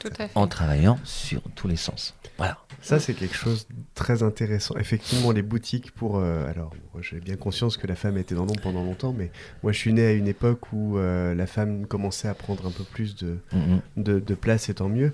Mais du coup, c'est vrai que les vraies boutiques pour hommes, avec un conseil personnalisé, ça existe peu. En tout cas, à Dijon, il n'y en a pas des masses, quoi. Alors, à Dijon, et même en France, ça à part existe Gémeaux, peu. je veux dire. Mais qui sait Non, mais non, oui, effectivement, ça existe peu. Et ce qui est étonnant, justement, moi qui ai eu l'occasion de travailler, de vivre en Italie, c'est de savoir que en Italie, que ce soit l'homme ou la femme, ça a toujours existé. Ouais. Et moi, ce qui d'ailleurs m'a surpris quand je me suis installé là-bas, c'est de voir à quel point l'homme italien prend soin de son visage, autant que la femme, c'est-à-dire qu'il va chez l'esthéticienne une fois par semaine. Ouais. Chez le barbier, alors je suis content parce que le barbier revient en France. Oui, grande c'est force. vrai. C'est en train de revenir et ça fonctionne très très bien. Mais en Italie, ça n'est jamais parti. Et quand un homme, en Italie, un homme va simplement dans un j'allais dire, arrive à franchir le seuil d'une institution en disant je veux me faire épiler. Parce que la pilosité du dos chez l'Italien n'est pas appréciée. Enfin, en France, Ils se cachent, ceux qui il vont va dans se les cacher, instituts. il Ouais. va pas oser. C'est Et ça. mieux Ah que oui. ça, c'est qu'aujourd'hui, ils vont utiliser des techniques qu'on trouve en supermarché qui sont pas forcément. Oula. Non, mais qui peuvent abîmer la peau si on C'est sait une pas s'en question servir. de leur image et de leur virilité. où Exactement. un salon d'esthétique, c'est pour une femme, en fait. Alors C'est ça que l'idée, quoi. c'est né de l'éducation qui est faite en France. À l'étranger, il y a des libertés qui sont, je dirais même pas des libertés, qui sont de la simplicité. Et puis un jour, vous rentrez chez vous, et ça m'est arrivé, vous passez devant votre miroir, il est 3h du matin, vous avez un petit peu bu, et là vous regardez, vous dites, mais qui c'est? Et vous dites, mais c'est pas moi. Je n'existe plus. Je suis ce que la société a voulu que je sois. Et là, vous avez cette espèce On se remise en question. d'explosion et vous dites non, je veux être libre, je veux être moi, sans masque. Et après, quand les années passent, vous vous rendez compte que vous avez été mal entouré. Pourquoi? Parce que vous avez été ce qu'on vous a demandé d'être ou ce qu'il fallait faire et dire pour faire plaisir. Et à un moment donné, vous vous rendez compte que quand vous abonnez tout ça, et bien ceux qui vous aiment et ceux que vous aimez, c'est ceux qui vous aiment pour de vrai et que vous aimez pour de vrai. Vous vous rendez Bravo. compte, hein, Ah, là, franchement, qu'est-ce que c'est beau. vous vous rendez compte autant de sagesse dans un homme qui a à peine 30 ans. C'est Oui. c'est Une grande expérience. Et, Du monde. Merci beaucoup pour ces belles. C'est vrai que ce sont des belles Oui. paroles. Et c'est vrai. Et bon, la sagesse n'atteint pas le nombre des années. J'imagine qu'il y a des gens qui font ce point sur eux-mêmes à n'importe quel âge. Et il est bien de le faire un moment ou un autre. Je pense qu'il va falloir le faire un moment ou un autre. Oui, je te dis, c'est ton cœur qui te dit. Enfin, c'est le cœur. Il faut savoir que alors, il y a un truc que je voudrais démentir aussi, c'est quand on me dit qu'on n'a pas besoin de souffrir pour comprendre ou pour avancer. Le mot souffrance est un mot que j'aime pas. Donc je vais pas dire qu'il faut souffrir.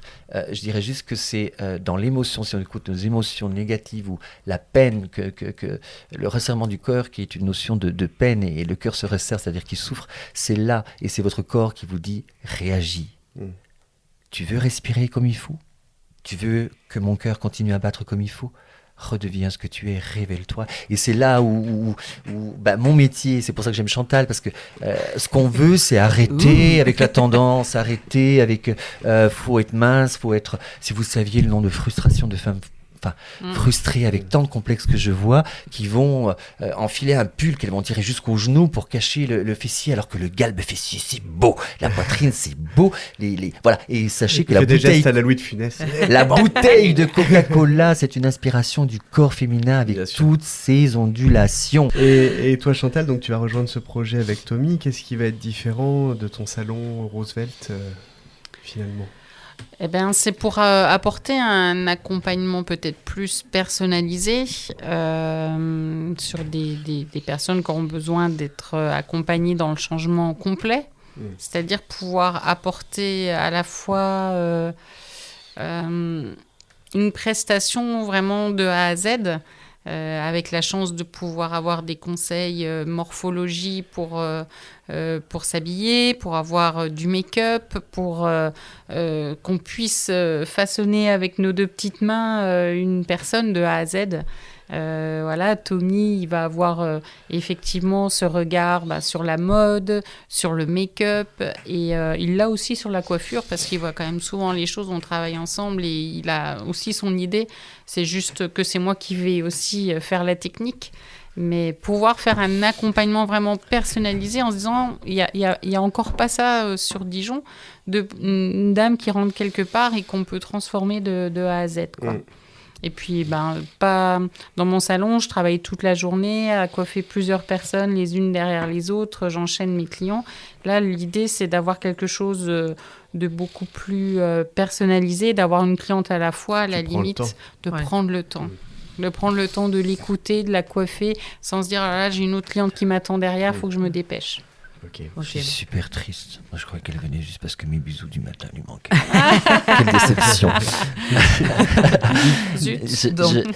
Donc, est-ce que tu peux nous redire, donc, un de vous deux d'ailleurs, donc quelle prestation il y aura du coup? Donc, on a dit, voilà, conseil morpho, donc coiffure aussi, donc maquilleuse. J'avais oublié maquillage. Le maquillage, en fait, c'est une formation que j'ai faite moi en Suisse, et donc je vais apporter la formation maquillage et la vente du maquillage. Pourquoi? Parce que, alors, il y a la jeune génération qui a l'appui de tous les réseaux sociaux qui va découvrir, apprendre ça. Il s'avère que certaines femmes n'osent pas, ou certaines femmes sont guidées, ou certaines femmes sont par rapport à l'essentiel ou par rapport à l'activité, pensent que faire un maquillage va prendre nécessiter du temps ou pas, enfin peu importe. Et ce que je voudrais dire, et j'insiste là-dessus, pourquoi Chantal avec moi, c'est parce que dans l'évolution professionnelle, et peut-être que Chantal peut compléter ou confirmer, moi justement j'ai évolué dans un univers qui est né dans la volonté de permettre aux personnes de se sentir bien, et qui est devenu après une volonté d'assujettir à l'unité, et à la tendance et à la mode et au commerce les personnes. Aujourd'hui, je n'aime pas le terme de relooking. Je n'aime pas le terme de allez, viens, tu vas voir, je vais te relooker, etc. Parce que relooker, ça veut dire qu'on prend un objet qu'on estime insuffisamment beau, etc., et qu'on va complètement transformer. Ici, il ne s'agit pas de ça. Il s'agit d'aller chercher au plus profond de la personne par une écoute. Et donc, c'est là où je rejoins Chantal.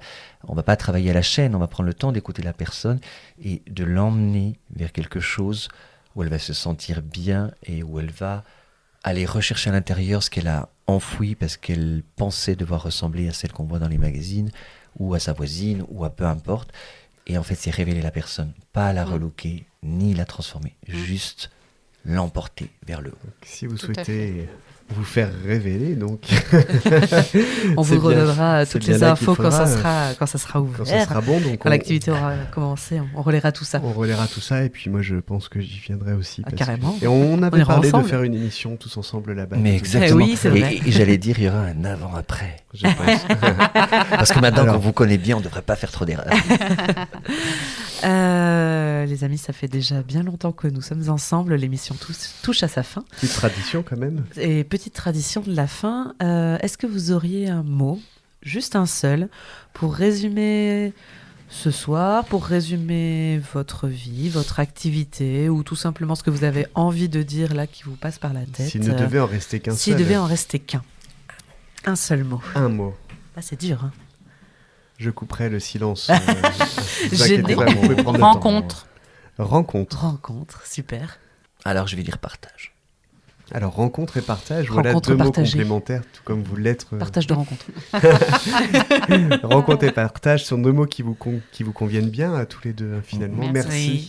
Merci beaucoup, Tommy, d'avoir été là ce soir, et merci beaucoup, Chantal, également, d'avoir été là ce soir. Merci à vous de nous avoir reçus. Merci à Chantal d'être là avec moi aujourd'hui et demain. Tommy. Je pense qu'on aurait pu parler des heures, et il y a beaucoup de choses à faire. Mais c'est vrai que en votre compagnie. Ça passe très vite, et ben pourquoi pas en faire une deuxième alors? Ah ben moi je dis oui. Hein. Oui Chantal. J'ai encore comme ça on se reverra avant 6 mois. J'ai encore des tas de questions. Merci à tous les deux. Merci à vous également qui nous écoutez. On se retrouve à très très très bientôt, donc dans 15 jours pour un nouvel épisode qui sera avec de fabuleux invités. Comme toujours. À très vite. Encore merci à vous. Bonne soirée. Je pense qu'on a trouvé la solution pour arrêter les guerres dans le monde. On va lâcher des lapins. Merci d'avoir écouté Plein Phare. On a gâté. Papa, maman, je suis artiste. On se retrouve au prochain épisode. Mais c'est pas un espace.